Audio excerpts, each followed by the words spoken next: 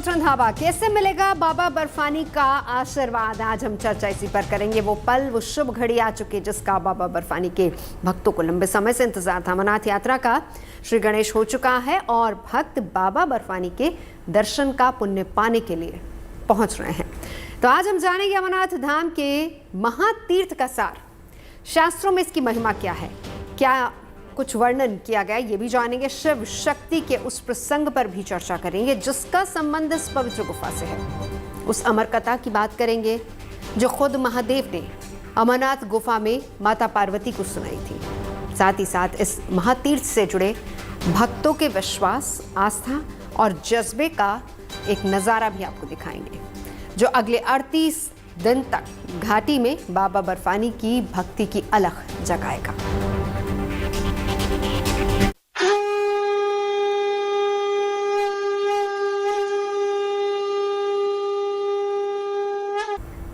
तो चलिए, खास मेहमान इस वक्त हमारे साथ जुड़ चुके हैं। मैं परिचय करा देती हूँ। हमारे साथ इस वक्त मौजूद हैं संजय शर्मा जी, साथ ही साथ हमारे साथ सुमित्रा अग्रवाल जी भी मौजूद हैं और स्वामी अवधेशपुरी महाराज जी भी हमारे साथ मौजूद हैं।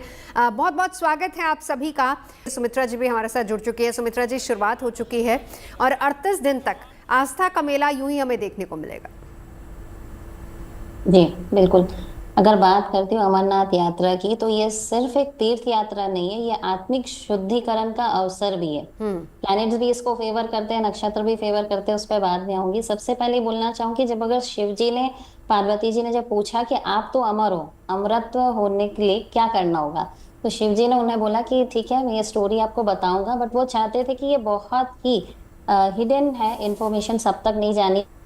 अच्छा कि कोई एकांत जगह खोजती हो, कोई कोई खोज लेते हैं, कोई जहाँ पे निर्जन नहीं, माने निर्जन जगह हो, पवित्र जगह हो। तो उन्होंने अमरनाथ की गुफा को खोजा। उसके बाद जब शिव जी ने इस जगह को खोजा, उसके बाद उन्होंने बहुत सारी चीजों को एक के बाद एक त्याग किया। आपने शुरुआत में बोला भी था, सबसे पहले उन्होंने नंदी को त्याग किया पहलगाम में, जिसका अर्थ होता है कि हम मोह और संकल्प का त्याग करें और सेवा भाव में आ जाएं। फिर उन्होंने चंद्रमा का त्याग किया, जो चंद्रवाड़ी में उन्होंने त्याग किया, जिसमें उन्हें मन का हम त्याग कर रहे हैं। इसके बाद उन्होंने नाग का त्याग किया, जो कि शेष नाग में त्याग किया, अहंकार का त्याग किया। इसके बाद उन्होंने अपने पुत्र रूपी गणेश का त्याग किया, महागुणेश में, माने हम अपने ममता का त्याग कर रहे हैं। उसके बाद उन्होंने पंच तत्वों का, अपने शरीर का पूरा त्याग किया। इसके बाद भगवान ने कवच रूप में रुद्र ज्वाला को रच दिया। और ये बोला जाता है कि ये रचने से क्या होता है, कोई भी इस कथा को उसके बाहर जो भी होगा वो नहीं सुन पाएगा, लेकिन इत्तेफाक से 2 कबूतर का पेयर उसके अंदर थे तो वो इस कथा को सुन पाते हैं। तो भगवान मूलतः जो पार्वती जी से मैसेज जो देना चाह रहे थे वो ये है कि जो मृत्यु से नहीं डरता है, जो अहंकार, मोह और शरीर और मन से ऊपर उठ जाता है, वही, मैंने अगर समझिए तो वही अमरत्व को प्राप्त हो सकता है। मैं अगर शरीर नहीं हूँ, इसका अनुभव अगर मैं कर सकती हूँ, तो फिर मैं अमरत्व को जरूर पा सकती हूँ। बिकॉज आत्मा तो माने कभी मरता नहीं है, इसी फीलिंग से ही अमरत्व को पाया जा सकता है। तो जो आज के समय जो भी लोग इस यात्रा को कर रहे हैं, उनके लिए सबसे इम्पोर्टेंट है कि हम अपने मन का शुद्धिकरण करें। अपने अंदर के जितने लोभ हैं, जितने भी सारे जितने द्वेष हैं, इनको त्यागें और पूरे शांत मन से इसको करें। क्योंकि चंद्रमा के लिए भी बहुत ऑस्पिशियस टाइम है, तो चंद्रमा हमारे मन का कारक होता है। तो अगर हम अपने मन को कंट्रोल कर पाएंगे और नक्षत्रों के हिसाब से भी अगर समझे, तो खास बात यह है कि यह आषाढ़ मास की शुक्ल पक्ष की त्रयोदशी में पड़ रहा है। और अगर देखें कि विशाखा नक्षत्र है, ये सब शिव भक्ति के लिए बहुत अच्छा समय है। सर्वार्थ सिद्धि योग भी बन रहा है। तो अगर हम मन को शुद्ध करके और शिव जी का पंचाक्षर मंत्र भी अगर जाप करते हैं, तो भी हमें इसका फल जरूर प्राप्त होगा। तो हमें इस यात्रा को सिर्फ यात्रा नहीं समझनी होगी, इसे शुद्धिकरण के ऑब्जेक्टिव से करने से तभी इस यात्रा का हमें मूल उद्देश्य, पर्पस सर्व होगा।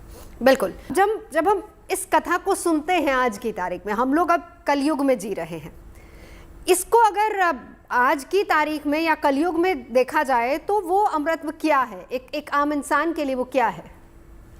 जी बिल्कुल। जो सेवा भाव है ना, अगर हम सेवा भाव रखते हैं, ऐसे बोला भी जाता है कि शिव जी तक पहुंचने का एक रास्ता शनि देव भी है। तो शनि देव क्या है, वो बहुत हम न्याय भी देते हैं और प्लस वो सेवा से जुड़े हुए व्यक्ति हैं। तो अगर हम किसी के साथ अगर सेवा कर रहे हैं, किसी की अगर कोई भी बेनिफिट हम किसी और को दे रहे हैं, जैसे आप देखिए काफी लोग दान धर्म भी करते हैं, काफी कैंप भी लगाते हैं, बट वो काफी हद तक देखिएगा वो एडवर्टीजमेंट के फॉर्मेट में होता है। पर अगर हम कोई दान कर रहे हैं, गुप्त दान करें, या हम ऐसा कोई सेवा कर रहे हैं जिसमें हम उसको बहुत ज्यादा हाईलाइट नहीं कर रहे हैं अपने प्रचार के रूप में, तब हम उस सेवा भाव को एक्चुअल सेवा भाव में गिन सकते हैं। तो अगर हम सेवा भाव से किसी का कोई भी हेल्प अगर कर रहे हैं, और हमारे जो मैंने आपको बताया भगवान ने एक एक चीजों को छोड़ा, तो बताते हैं कि ये एक एक चीज हम जरूर छोड़ सकते हैं। हम अपने अहंकार को छोड़ सकते हैं। हम देखिए जिनसे अटैच होते हैं बहुत ज्यादा, उससे अपने ममता से जोड़ लेना चाहते हैं, बट कहीं ना कहीं उसमें हमारा स्वार्थ रहता है कि ये हमारे पास रहे, उसके भले के लिए नहीं, क्योंकि हम उसके बिना नहीं रह सकते। तो ये जो भाव हमारे अंदर है कि हम किसी को जबरदस्ती अपने साथ जकड़ के रखना चाहते हैं रिलेशनशिप में, या अहंकार हमारे अंदर बहुत भरा हुआ है, या अगर हम किसी को भी अगर हेल्प करते हैं तो हम उसका एक सोचते हैं एक और पक्ष की इससे हमको क्या बेनिफिट हो रहा है। अगर हम ये चीजों को अगर छोड़ दें, और प्लस हम जब मेडिटेशन या ध्यान करते हैं, हम प्रॉपर नक्षत्र में बैठ के ध्यान करें। आप देखिए जिनकी भी अगर गुरु की दशा चल रही है, जिनकी भी शनि की दशा चल रही है, चाहे वो महादशा हो या अंतरदशा, उनके लिए बहुत अच्छा समय इसलिए होता है क्योंकि उनके लिए बिल्कुल ये तीर्थ यात्रा के लिए भी बहुत इंपॉर्टेंट हो जाता है, और कहीं ना कहीं अपना आत्मिक शुद्धिकरण के लिए भी इंपॉर्टेंट हो जाता है। तो इम्पॉर्टेंट है कि जो भी काम करे वो निष्कर्म करे, मतलब हमको इससे बेनिफिट हो, एटलीस्ट हम ये ना करें। तो आज कलयुग में हमारे लिए इम्पोर्टेंट है कि हम कुछ मंत्र जाप तो करें, जैसे शिव जी के मंत्र हम जाप कर सकते हैं, जैसे मैंने बताया कि शनि से ये जुड़े हुए हैं, तो अगर चाहें तो हम शनि और शिव जी दोनों के मंत्र को जोड़ सकते हैं। ओम नमः शिवाय शन शनिश्चराय नमः, इस मंत्र का भी जाप कर सकते हैं। तो ये मंत्र के जाप से भी क्या होता है कि हम कनेक्ट हो पाते हैं। और प्लस आप देखिए जिनकी भी जन्म पत्रिका में अगर चंद्रमा कमजोर है या अगर अशुभ है, तो उनके बहुत सारे इमोशनल टर्मोइल्स होते हैं, और वो कभी भी एक कोई भी चीज अगर वो करना चाहते हैं, मेडिटेशन भी करना चाहते हैं या किसी की सेवा भी करना चाहते हैं, उसमें हमेशा उनके दिमाग में कॉन्फ्लिक्ट आता रहता है। तो उनके लिए इम्पोर्टेंट है कि वो दूध और चावल का तो दान करें, और कोई भी यात्रा करे तो सफेद कपड़ा पहने, और सबसे इम्पोर्टेंट है कि मन को साफ रखें और ये समझें कि मैं शरीर नहीं हूं, और मुझे सबका हेल्प करना है और एक हायर पर्पस के लिए करना है। मतलब अगर पेड़ हमें फल दे रहा है, हमें एक बीज दे रहा है पृथ्वी को, वो हमें जब पेड़ दे रहा है उसमें अनगिनत बीज हमें वापस मिल रहा है। तो ये जो हम जो सिर्फ टेक करने के प्रोसेस में है, इसको नहीं करके अगर गिव करने के प्रोसेस में होंगे, हमारे लिए जो भी चीज सबसे इंपॉर्टेंट है लाइफ में वो सारी फ्री है। तो अगर ये भाव अगर हम रखें कि हम भी फ्री में सबकी हेल्प करेंगे, तो देने वाला हमें जरूर देगा और हमारा भी अच्छा होगा। चलिए देखिए, जब भी हम जाते हैं किसी तीर्थ स्थान पर, हम भगवान से मांगते हैं कुछ ना कुछ, हम भगवान को नहीं मांगते। आइडियली भगवान को मांगना चाहिए, तो उसके लिए क्या किया जाए? बिल्कुल, बहुत अच्छा सवाल। ये काफी बार ये होता है, अगर हम तो समझते हैं जब हम छोटे थे बच्चों की तरह थे, तो फिर हम एग्जाम में पास हो जाए 2 लड्डू चढ़ाएंगे, हम अपनी ही कुछ ना कुछ मांगते हैं। हाँ। हम भगवान को नहीं मांगते। एक छोटी सी कथा थी कि एक चोर गया था मंदिर में से घंटी चोरी करने, वो शिव जी के ऊपर ही चढ़ जाता है और घंटी उतारने लगता है। तो भगवान सोचते हैं तो बहुत बड़ा भक्त है मेरा, अपने आप को मेरे को समर्पित कर दिया, तो भगवान उसको दर्शन दिए। वो उसने हो सकता है उस भाव से अपने आप को समर्पित नहीं किया था, पर भगवान ने उसके उस माने एक्ट पे ही उसको आकर आशीर्वाद दिया। तो अगर हम भगवान को समर्पित होते हैं, जैसे भी हम खुद जानते हैं प्रकृति से ही हमें सब कुछ मिल रहा है और वो सब निःशुल्क हमें मिल रहा है, तो अगर हम उन पे आस्था और विश्वास कर पाए और अपने आप को उनके प्रति अगर समर्पित कर पाए, तो ये डेफिनेट है कि भगवान हमें ज्यादा ही देंगे, क्योंकि वो हमारे पेरेंट है। अब आप सोचिए एक आपका बच्चा आपसे कुछ मांग रहा है और वो स्पेसिफिक कर दिया कि मेरे को यही चीज दो, तो आप उसे दिला देंगे। अगर मान लीजिए वो आपसे नहीं मांगा, बोला मम्मी आपको जो पसंद है आप वो दिलाओ, तो आप अपने हो सकता है कैपेसिटी से ज्यादा और बेस्ट ऑफ बेस्ट उसको दिलाएंगे। तो बिल्कुल भगवान के साथ भी ऐसा है कि हम उनसे एकदम उनको बांध देते हैं कि हमको बस यही दे दीजिए। अगर हम ये ना करके उनके ऊपर छोड़े और बोले हमारे लिए जो अच्छा है आप वो करिए, तो वो अपने आप हमारे लिए जो हो सकता है इवेंट अभी आज हो रहा है, आपको लग रहा है हमारे लिए अच्छा नहीं भी है, बट डेफिनेटली लॉन्ग रन में आपको पता चलेगा कि आप उतने बड़े विजनरी नहीं थे जितने बड़े भगवान है। वो आपके लिए डेफिनेटली बेटर चीज सोचे हैं।